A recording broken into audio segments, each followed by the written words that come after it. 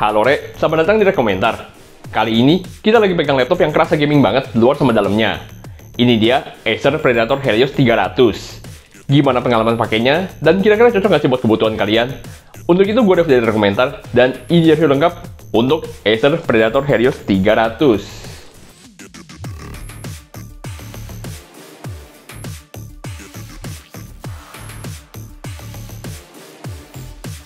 Acer Predator Helios 300, seri laptop gaming dari Acer yang emang kelihatan gaming banget, ya kan? Gak cuma luarnya, tapi dalamnya juga tentunya nggak kalah gaming dengan prosesor Intel 12 Gen terbaru untuk seri tahun 2022 ini. Unit yang kita review ini, harga resminya ada di 26.999.000 untuk yang pakai Intel Core i7 12700H dan GeForce RTX 3060. Apakah harganya kerasa worth it buat apa yang dikasih? Yuk kita mulai dari desain bagian luarnya dulu deh. Dari ukuran, jelas, ini bukan laptop yang kecil compact gitu ya. Untuk sebuah laptop 15 inci, ketebalan 2,6 cm dan berat 2,5 kg kerasa gede ya. Tapi masih wajar buat laptop gaming yang perlu sistem pendingin yang lebih. Banyak lekukan berotot di sisi bodinya, terutama di bagian belakang dan sampingnya, yang nunjukin kalau ini laptop yang sangar nih. Unit yang kita pegang ini warna hitam, dengan di cover layarnya ada logo Predator di tengah, dengan ada LED warna biru. Bagian bawahnya juga banyak lekukan, dengan grill lubang udara dibentuk kayak sayap. Ada speaker di bawah, serta ada tulisan Predator. Lubang buangan panasnya juga banyak nih, supaya pendinginan makin maksimal. Dengan di belakang, ada dua set exhaust, dengan di kiri kanan juga ada kisi-kisi lagi. Portnya tergolong lengkap nih, dan sebagian di belakang biar nggak kepenuhan di samping. Di belakang, ada port DC-in charger, satu port Thunderbolt 4, HDMI, serta mini DisplayPort. Kemudian di sisi kiri, ada port LAN Ethernet, satu port USB Type-A, audio combo jack, serta Kensington lock. Sementara di kanan, ada dua lagi port USB Type-A sama lampu indikator. Yang agak kurang, palingan port USB Type-C-nya aja sih, cuma satu. Mungkin karena perangkat gaming, masih banyak yang pakai USB Type-A kali ya. Biar makin gaming, di depan juga ada light bar yang bisa nyala RGB juga. Kecil aja sih, nggak selebar kayak di kompetitor, tapi tetap cakep buat ngasih aura gaming lebih. Buat Excel-nya, bisa dibuka pakai satu jari dengan tipe engsel yang di dalam dan bisa dibuka sampai sekitar 150 derajat. Nah, kalau dibuka kayak gini, kelihatan kan layar 15,6 incinya ini. Bezelnya tergolong tipis di kiri kanan. Di atas juga ada ruang buat webcam, tapi masih tebal di bawah yang ada logo Predatornya. Bagian layar dengan keyboardnya juga ada celah karena engselnya dari dalam. Layarnya resolusi QHD 1440p yang sabi banget buat dipakai baik untuk multimedia, gaming, hingga content creation. Refresh rate-nya sampai 165Hz, jadi support nih buat game yang perlu FPS tinggi. Gitu juga soal warnanya yang kaya, dengan color gamut hingga 100% DCI-P3. Jadi udah mantep lah ini layarnya buat ngapain aja. Mau main game udah sabi, mau nonton juga asik banget.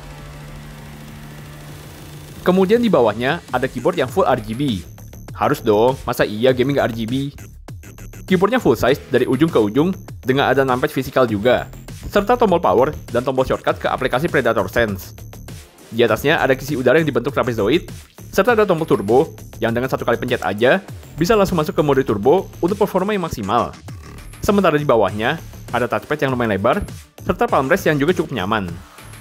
Touch keyboardnya kerasa tactile, baik buat gaming ataupun buat kerja harian kayak ngetik atau browsing. Buat ngetik kerasa akurat, walaupun suaranya mungkin bukan yang paling tenang. Dan biar keren, RGB-nya juga bisa diatur dong sesuai dengan mood kalian.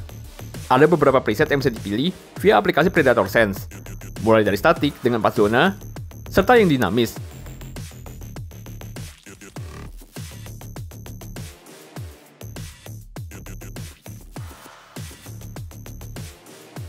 Gak cuma keyboardnya, light bar yang di depan juga bisa diatur pola warnanya. Kemudian untuk performanya, unit yang kita pegang ini pakai prosesor Intel 12 Gen, tepatnya Intel Core i7 12700H. Kita suka si Intel 12 Gen ini yang kerasa sadis kencengnya dengan 14 core dan 20 thread. Prosesor ini ditandem dengan GPU GeForce RTX 3060 dengan daya hingga 140 watt. RAM-nya juga 16GB yang udah DDR5. Spek kayak gini udah tergolong gahar banget sih. Semua game harusnya bisa lancar dimainin. Gitu juga buat yang suka ngedit konten atau 3D misalnya, juga cukup lancar nih. Buat gambaran awal via benchmark, untuk Cinebench R23, rata-rata multicore-nya bisa dapat hampir 18.000 dan 1.700-an untuk single core-nya. Untuk tes benchmark ataupun gaming, kita selalu pakai di mode turbo ya.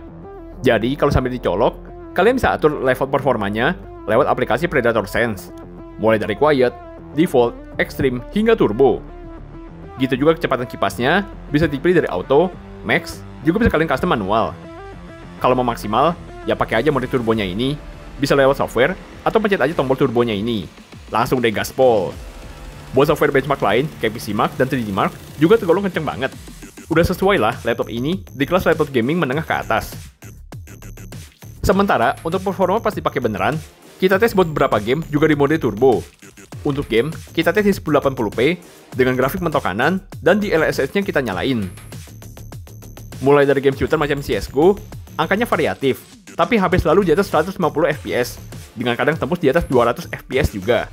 Angka segini, tentunya bisa ditopang layarnya dengan refresh rate 165 Hz, jadi cocok nih, layarnya bisa ngimbangin. Kemudian buat game bola, macam PES 2021, kita dapat stabil di 165 fps sesuai dengan layarnya. Walaupun gameplaynya mentok di 60 fps saja. Performa laptop yang kenceng, bikin bisa mainin MU sampai jago kayak gini. Beda banget dah sama aslinya. Gitupun dengan game balapan, macam Forza Horizon, juga bisa dapat rata-rata di 160 fps. Buat game AAA, tentunya juga sanggup banget. Kita tes pakai Assassin's Creed Odyssey, bisa dapat rentang 70-80 fps tergantung dari scene-nya. Dan angka segini pun kita dapat stabil. Hampir nggak kerasa ada frame drop yang jauh jadi kerasa nge-lag. Aman banget lah ini. Soal suhunya pun juga terjaga banget. Bagian WASD yang paling sering dipencet pas gaming ada di kisaran 31-32 derajat Celcius. Bahkan bagian palm rest cuma 29 derajat. Bisa kayak gini, soalnya kipasnya yang kenceng banget ini di mode turbo. Bisa sampai 7000 rpm di kecepatan kipas maksimal. Dengan didukung sistem pendingin yang pakai liquid metal, serta kipas Aeroblade yang pakai 89 bilah kipas.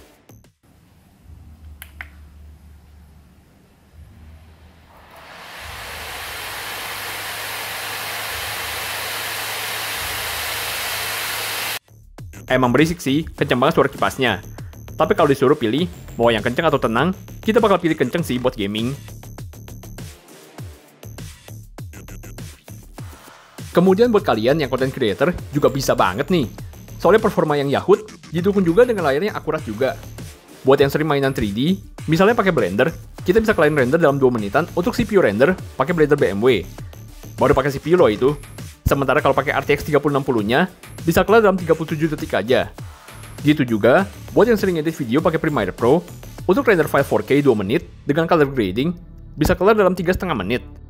Sedangkan untuk 1080p 2 menit juga, bisa selesai render dalam setengah menit aja. Kenceng banget kan? Itu kan kalau dipakai berat. Kalau misalnya nyantai kayak ngetik, browsing gitu-gitu, pakai baterai juga cukup sih. Kapasitas baterainya 59 Wh, yang kalau dipakai buat ngetik sambil denger lagu, berkurang sekitar 10% dalam setengah jam. Cuma bisa di mode default aja ya, kalau nggak colok charger. Jadi kurang lebih, baterainya bisa tahan 5 jam lah, buat pemakaian ringan. Buat ngisinya lagi, dibekalin charger 230 watt yang gede banget ini. Beratnya sekitar 800 gram. Jadi total, laptop plus chargernya bisa hampir 3,5 kilo nih. Sebenarnya wajar sih, buat support daya dan performa yang sekenceng ini. Tapi ya balik lagi, emang laptop ini mungkin bukan tipe yang paling pas buat sering banget dibawa mobile untuk dapat performa yang maksimal. Untuk speed ngecasnya, dari kosong dalam setengah jam, bisa keisi 40%, sejam 80%, dan kalau mau penuh banget, butuh sekitar 1,5 jam lah. Fitur lainnya, udah ada kamera 720p yang built-in ini, misalnya buat meeting online ataupun buat streaming. Soal audio, juga udah didukung speaker yang dikonfigurasi di TSX. Suaranya buat kita lumayan ini, buat nonton atau dengerin lagu. Kalau masih kerasa kurang asik, masih bisa kalian setting lagi sih di software di TSX Ultra. Kalian bisa pilih berapa preset, custom sendiri, atau kalau mau lebih detail lagi, bisa atur equalizer-nya juga. Kira-kira kayak gini lah hasil keluar dari speakernya.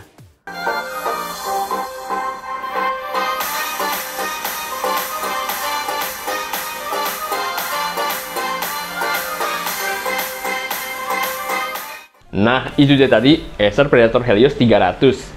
Kalau bisa kita simpulin sih, kita suka laptop ini dari performanya kenceng, dan juga sistem pendinginnya yang mantep, jadi nggak terleting nih pas main game. Tapi di sisi lain, kipasnya menurut kita terlalu kenceng sih, apalagi di mode turbo, jadi udah mulai kerasa agak ganggu, apalagi kalau gaming nggak pakai headset. Dan juga dari form factornya ini yang kerasa bulky banget sih. Tapi kalau misalnya buat gamer yang taruh di atas meja aja buat main game, menurut kita sih nggak masalah. Jadi itu dari pendapat kita. Gimana ke pendapat kalian? Boleh komen-komen di bawah. Dan kira-kira cocok nggak sih laptop ini buat kebutuhan kalian? Kalau masih ragu, boleh cek juga rekomentar.com. Kita bakal kasih rekomendasi buat smartphone, laptop, atau laptop gaming yang paling sesuai dengan budget sama kebutuhan kalian tentunya. Oke, sebentar segini dulu review kali ini. Silahkan like, subscribe kalau kalian bermanfaat. Sampai jumpa di video selanjutnya. Tetap jaga kesehatan, dan adios!